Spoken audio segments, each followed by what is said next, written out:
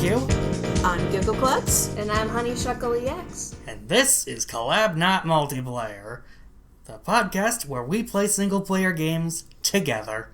Today we're going to talk about the Stanley Parable Ultra Deluxe. The Stanley Parable is a game that was developed by, they now go by Crows, and released on Steam in 2013 for $15. However, last year, in 2022, they released the Stanley Parable Ultra Deluxe, which is a remastering, to put it simply. And this one goes for $25. And it's kind of a walking sim, and that's all I can get into before we have to hit our spoiler warning! So, go and learn everything you want to know about this game before continuing, as it is best unspoiled.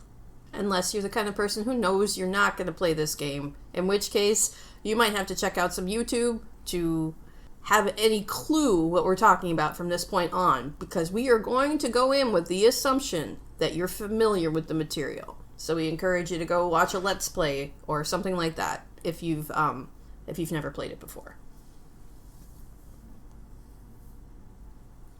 This is the story of a podcaster named Sackbot Barbecue. Sackbot had given himself the daunting task of choosing to do an episode about the Stanley Parable. Where should he start? How would you put an experience like the Stanley Parable into words? What even is the Stanley Parable? It has words, and things happen. But is that a story? Do people want to hear Sackbot talk about a story that isn't a story? Making choices that change things, but also don't matter? How does he involve Honeyshuckle into the process?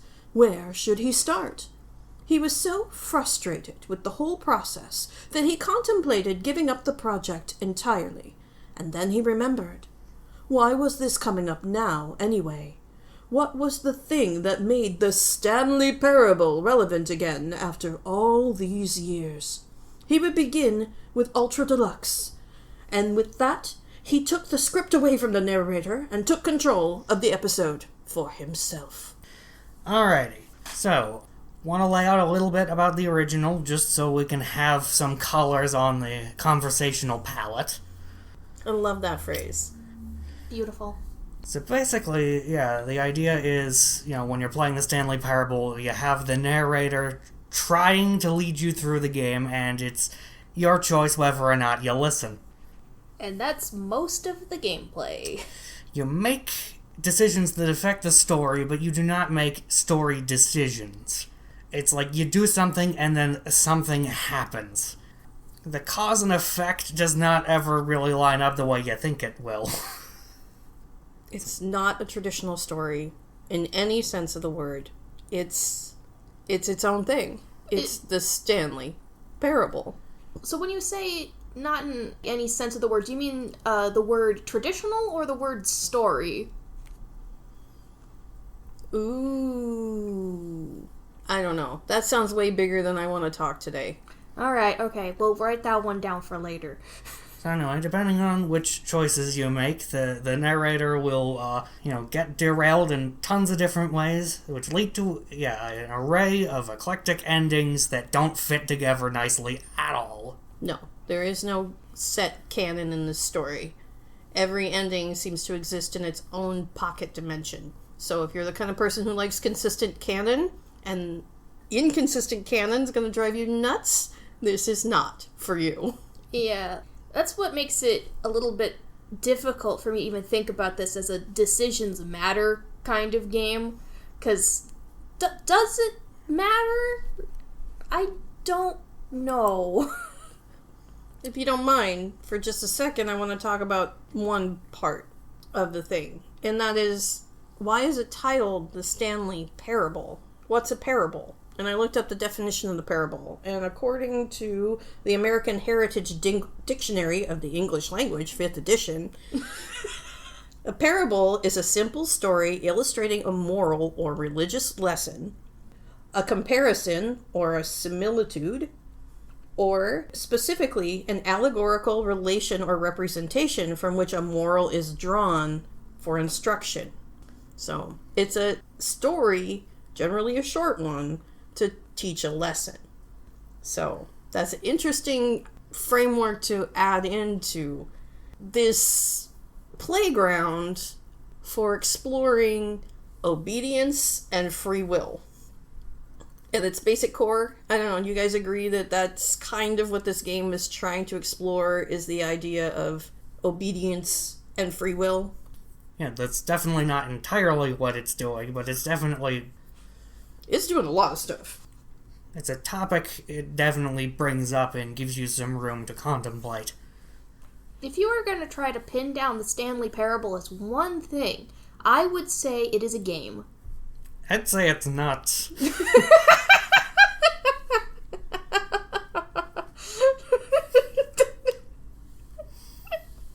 We now have two things that we know for sure about the Stanley Parable. Okay, so why don't you walk us through kind of how gameplay feels? You got a spawn point. Yeah, it all starts, at the very beginning of the narrator's intended story, where Stanley is doing his office job one day, and all of a sudden all his co-workers are gone. So he guides you through the office to a set of 2 open doors. He tells you to go through the one on the left, but you only have to if you want to. It is a demonstration where the game is giving you a choice, but the narrator is not. It tells you Stanley walked through the door on his left, but both doors are still open. And then there's no wrong choice here, only choices. Despite what the narrator will tell you. Well, the narrator's wrong. Which is the choice Honeyshuckle makes when she thinks about the game, is that the narrator is wrong. Mm-hmm. Rather than the narrator might be right, but I'm making a different choice. That's another one of the things that this game can bring up is, when is the official canon for a story wrong? Comes up more than you think. Yeah.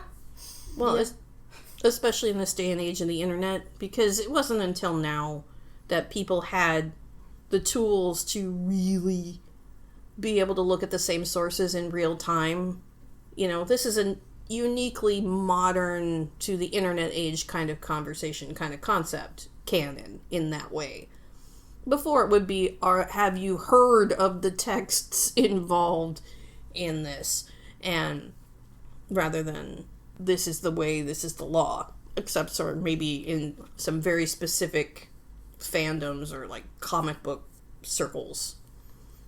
So anyway, that was just a largely joking tangent, so, yeah, the point I was going to get to about the original is that, yeah, it does a lot of interesting things. It really explores its concept in all the different, frankly ridiculous ways it can go. I think it, is a very good sort of open and shut thing of, introducing this concept, exploring it, and having a healthy amount of content around it.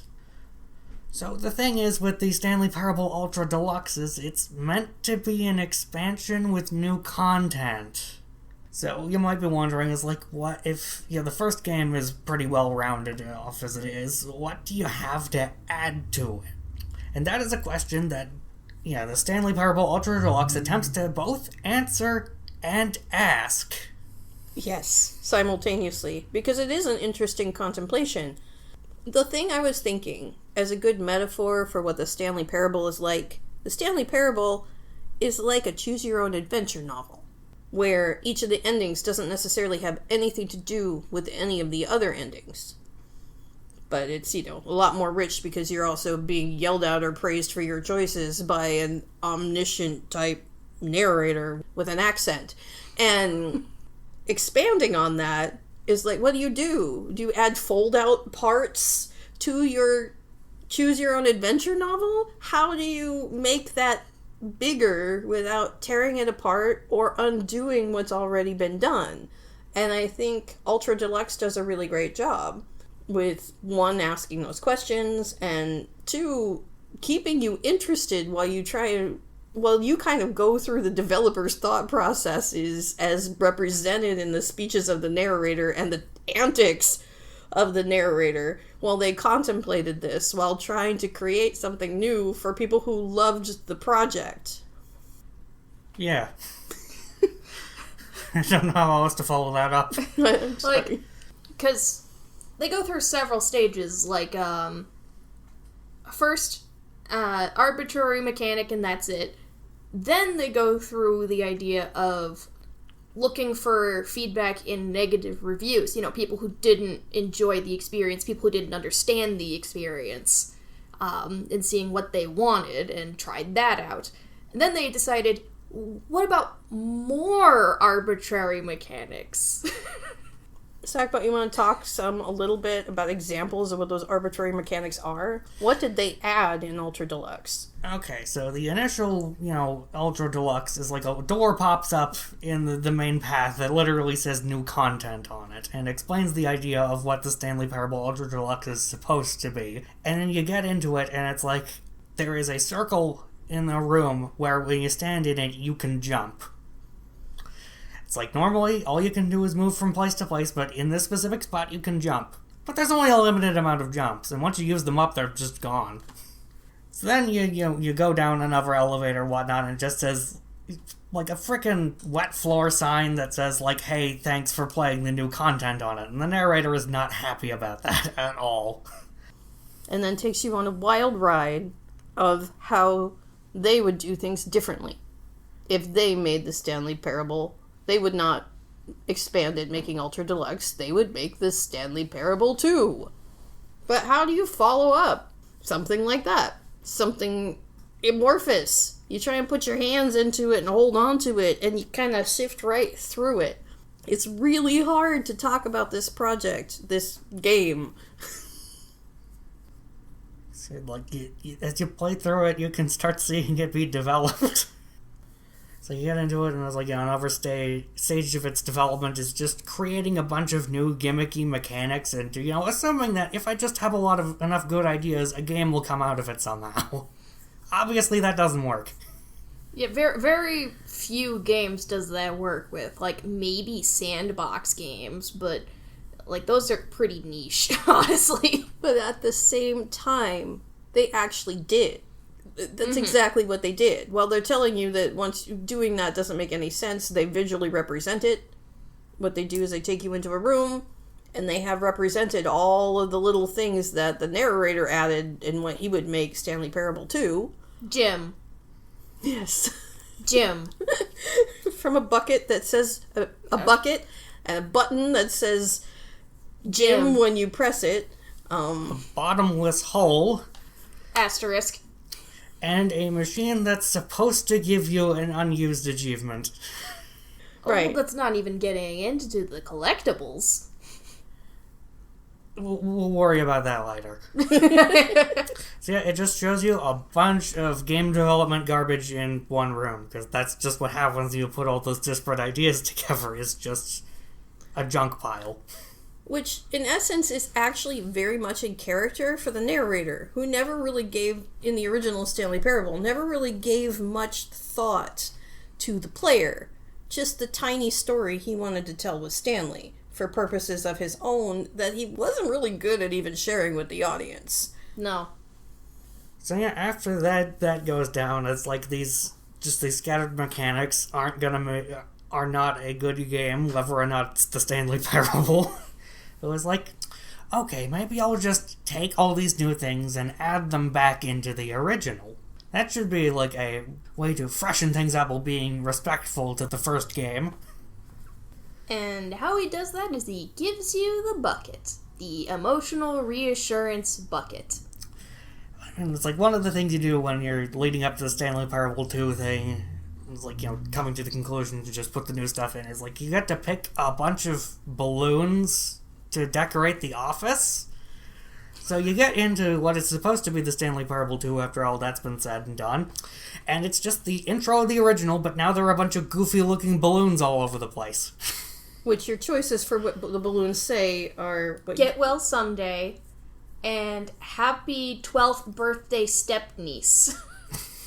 Both very office appropriate. And fit the tone of the...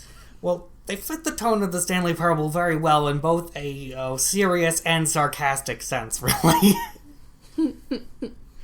Very much so. Oh boy.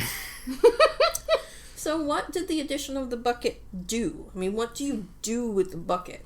Well, the bucket is initially pitched as something that's supposed to make you feel better when you're holding on to it. But it starts to become a bit more than that when you get into the actual proper new gameplay. Is that, the Stanley Parable Ultra Deluxe in the new content section in the Stanley Parable 2, I don't know what actually does give you a bunch of new endings. And you get them by doing all the previous stuff, now with the bucket. So, normally it's like, the regular endings, obviously before the bucket, are about, the narrator going in a lot of different places because of what you have Stanley do to mess with his story. All these new endings are about the bucket. They're all just completely, the bucket is the main character in all of them. Well, except for the, everything is a bucket ending, because, technically, that bucket isn't there with you in that ending. Everything is a bucket, though. I guess maybe it is the main character still. Maybe you're the bucket. No, we are confirmed that No, wait, Stanley and the narrator are not buckets. Okay, but you're right, maybe I am a bucket. I'm not guaranteed that the narrator is not the bucket. Well, he deleted all the buckets, and he didn't die. So... in that iteration of an ending... Well, maybe they're the same entity, just the narrator is not a bucket, but the bucket is a bucket. So you're saying, one mind, two bodies situation? Sure. So anyway, it's basically what ends up happening with that is, in order to make the sequel, they shoehorn in a gimmick that takes over the game. I've never said the word bucket as many times in my life. It's so it's taking over the game with this gimmick. And that's also kind of why it works. You want to talk to us about how one ending was influenced by the addition of the bucket that was meaningful to your game experience? I don't know. I don't have a good specific example for that. Okay, so are you saying there then that the bucket did not enhance your experience of the game? Oh, the bucket enhanced my experience of the game. I just don't know what's a good one to demonstrate. I think then a good one is the escape ending. I think that one's really cool with the bucket. Do you want to describe the escape ending, what it is, and how it's different from the regular Stanley Parable and Ultra Deluxe? And how it's different from Stanley Parable endings in general, because if you follow the narrator's instructions, eventually you end up going to the boss's office, and it doesn't look like there's any decisions there, but there is, which is to back out of the room quickly before the doors close, because there's actually room, because they're double doors. And when you do this, access to the narrator is gone. The narrator is no longer with you, you can backtrack all the way back to the beginning, and you can enter this door that was previously closed. And ascending up several flights of stairs, you reach a launch pad, I guess. A kind of... escape pod. Escape pod. And, which all office buildings have those, don't they? Yeah, especially on the 760th floor. This game is absurd. Just get that out of the way right away. Yeah, so normally, without the bucket, the ending is very abrupt, it ends before you can actually get to the escape pod, because there was actually a sign nearby that says you need the narrator there in order for it to work. Both Stanley and the narrator need to be present. But when you bring the bucket, Stanley is actually able to put the bucket into the escape pod, and it launches without him. Which is the minor evidence that the bucket and the narrator are the same. At least in some aspect. But it also could just be complete nonsense, because we're taking a nonsensical entity and acting like there's logic to it, besides humans made this thing, you know? So... It's the Stanley Parable. Reality is subjective. Yeah, Yes. Of course, there is consequence for your actions, in that for one run after this, you cannot use the bucket. The bucket is gone. You successfully let the bucket escape. You may be trapped in this purgatory for all time. But you can save the bucket. And as we're talking about the nature of choice, obedience, and free will, that kind of thing, the only examples we have of Stanley showing any agency whatsoever in the game, where, you know, we are the player character, we tell Stanley where to go and what to do. Well, tell him. We're the ones who push the buttons that make Stanley move, as, you know, he's our point of view. And the narrator is telling us what we're doing at the time and whether or not that matches what they want for us. The only time Stanley doesn't do what you push the buttons to do involves the bucket.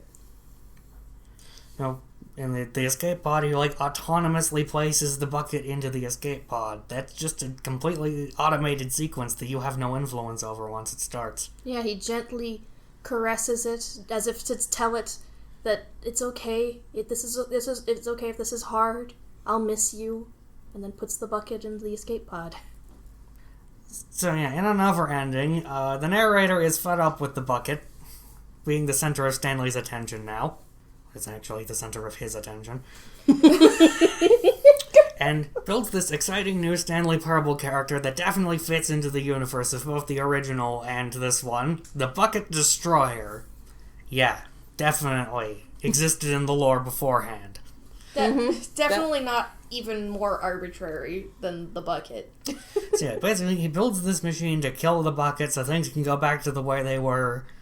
But if you try and walk up to the, you know, big serrated mouth of the machine to throw the bucket in, Stanley will hold it tight to his chest. He will actively refuse to put the bucket in there if you try and make him.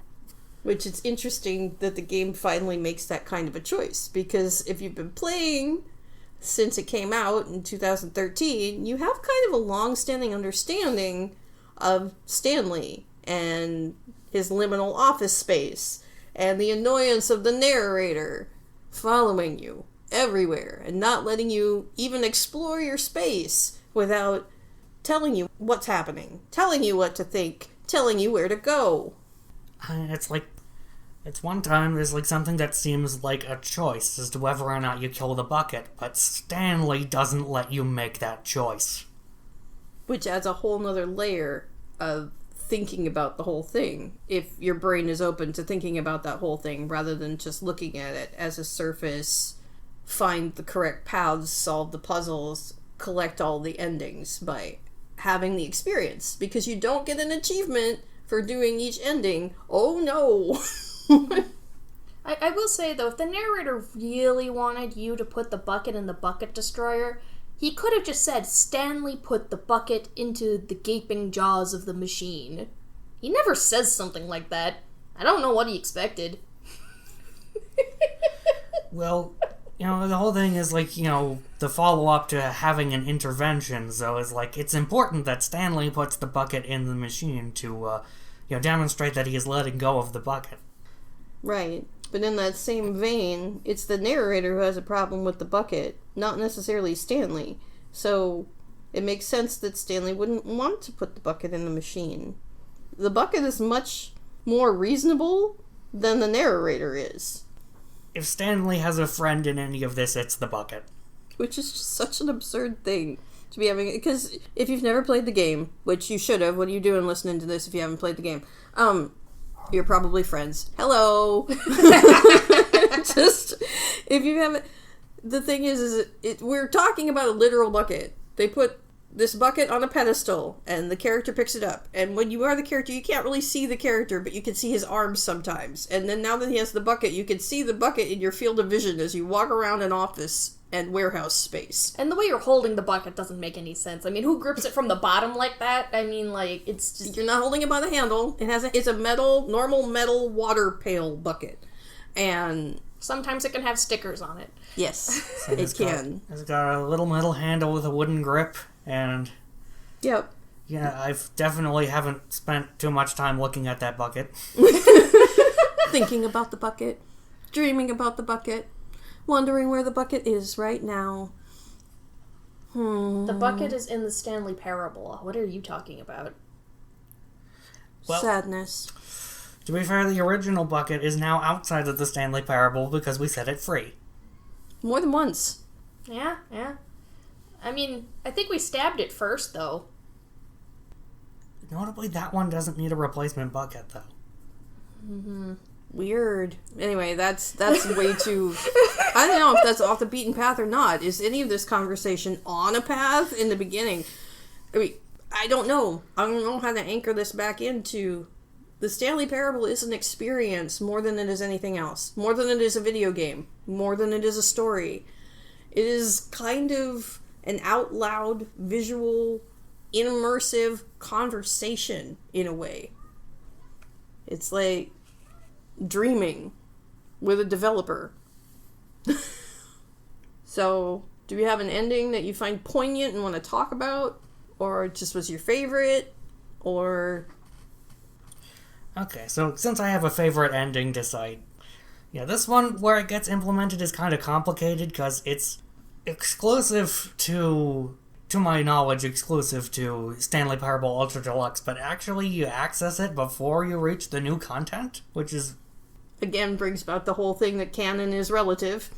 And kind of makes it weird how they, treat this whole expanded idea when they actually do organically add a new ending into the base game. Showing they could have the whole time if they wanted to. Yeah. Mm-hmm. That I love, actually, now that you mention it. And say the name of the ending. I don't want to spoil it for you. It's the press conference ending. Right. When you do the press conference ending, they absolutely demonstrate what Ultra Deluxe could have been had they decided to not go narrator freaking crazy.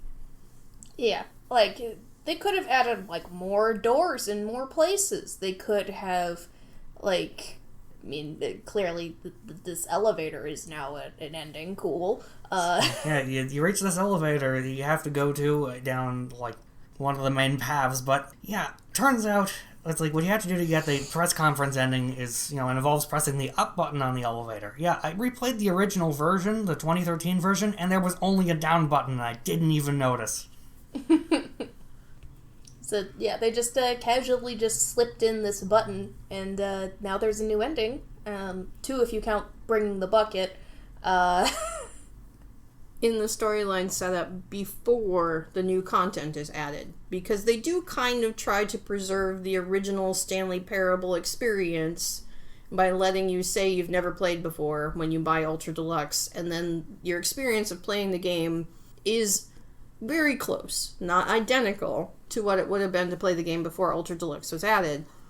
And then, after you do a few rounds, the new content door opens up, and you're able to do all of the new content stuff, which was added by the Ultra Deluxe expansion, reimagining, whatever, in 2022.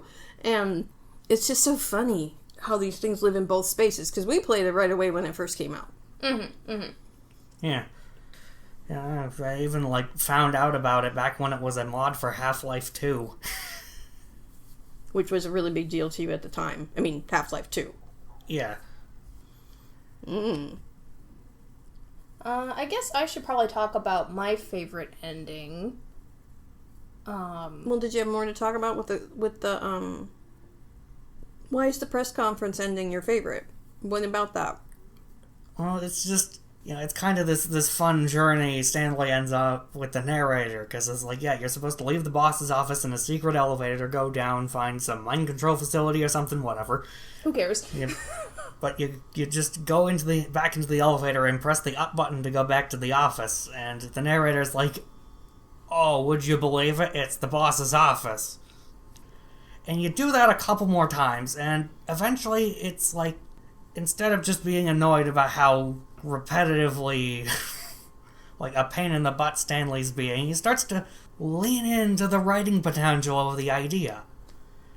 The second or third way up is like, let's just slow the elevator down. It's the anticipation to the boss's office that really makes this work. So eventually it's the press conference ending, because eventually, he schedules a press conference for Stanley to discuss his approach to storytelling. And he's a big success. It's like, you walk into this building, and it's like, there's a bunch of promotional posters for this talk you're gonna have. You go into this, backstage room. It has got, tons of, letters and postcards and stuff from people cheering him on, excited to, hear about him go out and, talks about the ups and downs of his storytelling. That's not even my joke. No. That's a reference to the fact that you get here via sitting in the elevator going up and down and up and down and up and down just to annoy the narrator. And so much of this game is just being disobedient until the narrator throws a tantrum. That's pretty much what you're doing the whole time. And it's like, perhaps this whole scheduling a press conference for you on the spot, it's like, maybe a bit facetious, but at the same time... A bit facetious. I think everything about the freaking narrator is absolutely facetious. Dude is so passive-aggressive. Yeah, never dips below 67% facetious at any point. That's a very specific number. Yeah, that's the joke. 2/3. Good joke. Alright, there was some... Honeyshuckle has an ending she's excited to talk about. So, my favorite ending is the confusion ending, and this has been around since the original Stanley Parable, but you basically take a wrong turn, and you find it when the narrator's trying to get you back on track. You can decide to go into the maintenance section and down that elevator. Notably, this one also only has a down button. They did not add an up button to this one. And then you end up getting lost down there because the narrator doesn't know where to go from there, and he ends up resetting you after you find, story spoilers in the Stanley Parable. And after he resets a couple of times, he introduces you to the Stanley Parable adventure line, and you get to follow that around the office as it leads you in random directions. Describe what it is. Remember, this is basically radio. They can't see you. Right. It's it's literally labeled as the Stanley Parable adventure line, and it is a yellow line on the floor. That's it. It just scribbles its way around the floor. Eventually it starts going over the walls and ceiling, but for the most part, it's just a line on the floor pointing you where to go. Follow the line. Follow where the line goes. And I love it because you kind of get here because the narrator is, dealing with the fact that you are going in places that don't make sense, and then the line takes you even more places that don't make sense, which is kind of what he was trying to avoid in the first place. Even the line is disobedient to the narrator. That the narrator is employing to try and keep you in line, which is one of the other ways that the game plays on itself, on top of itself, over and over again. Exactly. And even when the narrator tries to abandon the line, it will eventually come back for a little bit, and then you hit the end of the confusion ending, which is a lot of ramblings that I'm not going to get into. Confusion, maybe? Yeah, very confusing. So that's kind of my favorite, where it gets very meta in that way. And the adventure line gets an intense theme song. Yeah, thinking about the adventure line again, though, it's like, this game is willing to tap into a lot of stuff to, do its gags, so the point where it's like, anytime the adventure line is referenced, even if it's not directly by name, in the subtitles, it will have a TM attached to it. Yeah, the line, that thing. It. TM. It's fantastic. What do you think? What about your favorite ending? My favorite ending is the broom closet. It's not a reset ending, meaning that you don't have to reset the game to continue, but it is considered an ending, because I guess everything in the lore or the fandom or whatever the wiki anyway, considers everything that changes the world after you do it an ending, and whether you have to reset or not. And I mean, there's also the fact that there's like, you can call it the broom closet ending. Well, the broom closet ending is my favorite. It's a sarcastic comment the narrator makes while you're in there. Yes, but it really is my favorite, because it's demonstrating how me, the player character, not Stanley, like, the way I play open world games, especially ones that don't make you adhere to a story, like Skyrim and other Elder Scrolls games. I don't know, I've only played Skyrim and Oblivion, so I'm no judge of how any of the other ones are, so don't come at me. But, I don't play them to do the story. I don't care about the story. I have such a hard time even paying attention to what other people are doing in the world sometimes, because I'm just off doing my own thing. And it drives me nuts in the Stanley Parable that the narrator just won't let me look around. Just be quiet and let me look around. Even from the point of view, if I do think about being Stanley, is that Stanley, most of the time, is just stuck in his office. He doesn't even really know his coworkers. He doesn't even know what's in the building, because he never really does anything except exactly what he's told. And that's part of the whole thing in the story, is of what the narrator was actually trying to do with Stanley to begin with. But anyway, so as he's walking to the path that initially the narrator wants him to, there's a door that's labeled broom closet. And unlike most of the doors in this office building, you can actually click on it and open it. And inside, it's just a standard utility type closet with a shelving and a mop and all of that. And you can't do anything in there but stand in there. And if you stand in there and look around, the narrator starts giving you crap about being in the broom closet. And then the more he does that, the more I want to stay in the broom closet. And then he just starts escalating and escalating until finally the whole tirade about, oh, the broom closet ending is my favorite ending. I'm like, actually it is. I like being able to finally explore something that doesn't mean anything to you.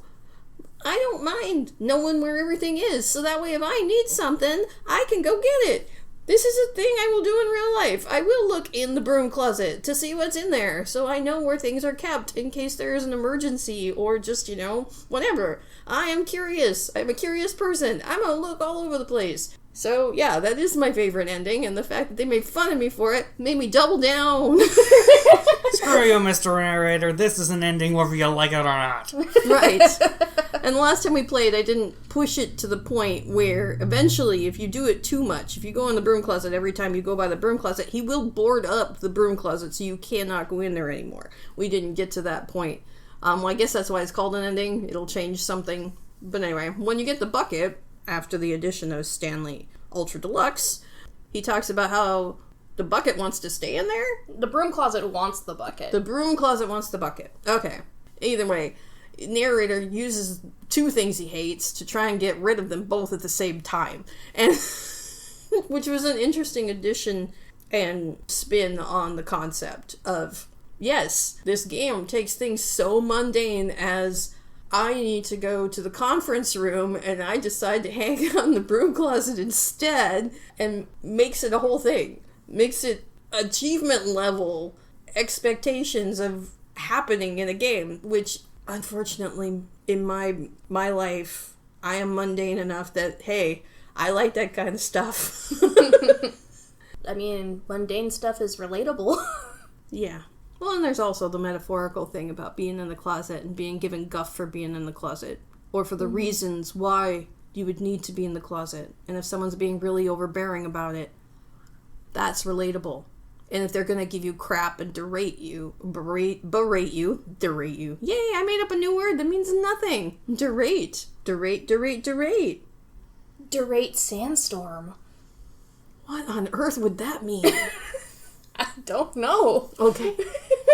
Just checking. Maybe I missed something entirely. Oh, well, I'm referencing Darude Sandstorm.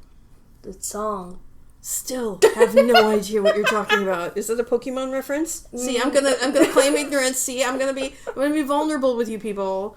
Okay. Contrary to belief, I'm just going to sidetrack the whole conversation for just a second, and I'm going to talk about our family dynamic for just a minute. I'm Giggleklutz. I am the mother of this family, where this is a family podcast, right? Sackbot and Honeyshuckle are my children. So, just in case anybody's thinking that we all siblings, we are not. I've been gaming since, as long as I had access to games. But we can get into my gaming history later. But yeah, let's just say I've been playing video games since at least the mid-'80s. And, I make mistakes, and there's lots of things I don't know about. But, you forgive me, you don't forgive me. I'm invulnerable for a moment, so you can put some of this into context and not think that I fit someplace I don't. So, if I seem like I have wisdom that doesn't fit with someone of my age, I can assure you I'm probably a lot older than you think I am. Anyway, just thought I would clear that up, because sometimes Honeyshuckle gets a little bit frustrated with the fact that we get confused as sisters so often. I do. Anyway, after that little side note and sidetrack, what ending is most poignant, annoying, or, what elicited the largest emotional response out of you, other than positive? The ending you get for completing the baby game is one I have actively refused to even go after ever. I'm okay. Yeah, I think that one goes almost without saying. Right. I did honestly ask this just so we could talk about that a little bit. Because they do it so well. It's called the art ending. It's part of the original Stanley Parable. And after you do so much disobedient crap, the narrator has decided that, fine, you're doing this for the art of it then, right? You're trying to make an art statement and tries to make an art game, but the focus of the art is annoyance to the nth degree. He brings you in a room and says, okay, I've got a new game. We're going to make a new game. And the game is, I've got this basically picture of a baby on a stick behind a railing, and it's going to progress across a track towards a fire. And to stop the baby from burning, you have to push a button. The baby is crying the whole time. So it's and you push the button and the loud, annoying, possibly triggering buzzing sound happens, and the baby moves back and immediately starts moving forward again. And the goal of this game is to just play it and keep the baby alive for 4 hours. And they mean it literally. To get the achievement for completing the art ending, you have to play that stupid game, annoying game, for literally 4 hours. Actually, is it an achievement? I don't think there is an achievement for it. I don't know. I'd have to check. I don't think there's an achievement for it. Either way, to complete that ending, you have to play the game for 4 hours. Play the game in the game for 4 hours, which is unreasonable for anyone, and it gets more complicated after the second hour. I'm not even going to get into that. If you want to know more about it, I'm going to put a video someone made of actually doing this in the blog, so you can take a look and not have to torture yourself to understand to experience the art ending, at least, what is it, fifth hand by now if we're talking about the Stanley Parable, because it's like we're having a player experience of the Stanley's experience of the narrator's world in a video game on a video that someone else is playing. So, what is that? Are we keeping track anymore? I mean, this is just... We've broken the eighth wall. We've discovered interdimensional travel through the Stanley Parable. I am so glad the path to get to that ending gets preempted if you're carrying the bucket. They don't even entertain the idea that there's another version of it. Oh, thank God. Ugh. But it does bring up a lot of feelings about how people understand art and what they think art is and what art is like when it's taken to the nth degree and all of that. And the torture of the audience that happens sometimes in the name of art. So you lose track of whimsy and lots of other things. I've got a lot of conversations in my brain about that particular concept. I do plan on doing a future episode about art in video games at a later date because, one specific event in gaming history actually literally changed the nature of art in video games. And it's a doozy of a ride. It's going to be a deep dive, and it might have to be several episodes because if we're going to balk at doing a 40-minute episode, I'm not going to be able to cover all that in 40 minutes. I tell you what. See, I know just enough to know that that's ain't gonna fit in 40 minutes. No, it's not. Yeah. And it's going to loop right back into the Stanley Parable. That's why I'm bringing it up now. So yeah, the Stanley Parable will come up again. If you've thought any of this was enjoyable to listen to, not just confusing, but even if you thought it was an enjoyable confusing, I don't honestly think even this deeper conversation about the Stanley Parable will ruin the Stanley Parable for you, even if it spoiled the Stanley Parable for you. Mm-hmm. I'm going to say the Stanley Parable again. Stanley Parable. Stanley. Stanley. Stanley. Stanley. But the end is never the end, is never the end, is never the end, is never the end, is never the end, is never the end, is never the end, is never the end, is never loading, is never the end, is never the end, is never And if you've ever played, you'll know exactly what we mean by that. Anyway, it ends and it begins again, just like life. It's always the same day, as Janis Joplin has been quoted in saying. Well, with all that being said, I'm Honeyshuckleex. You can find me streaming 4 days a week on Twitch at Honeyshuckleex. I am Sackbot Barbecue. I'm a guy who technically does things. Like write the theme music for our podcast. Oh yeah, I did do that, didn't I? And he also edits it for us. He's kind of a sound dude. And I'm Giggleklutz. I maintain the blog. Not well at this point. This blog is going to be better than the last one was because we're having technical issues. The next episode we're going to do is about a game called Inscription. I wonder who picked that one. Yeah, it's like I was a bit torn, but I thought it would be a good decision for the next episode. Yeah, so Honeyshuckle's going to take point on the next one, and we look forward to seeing you in 2 weeks.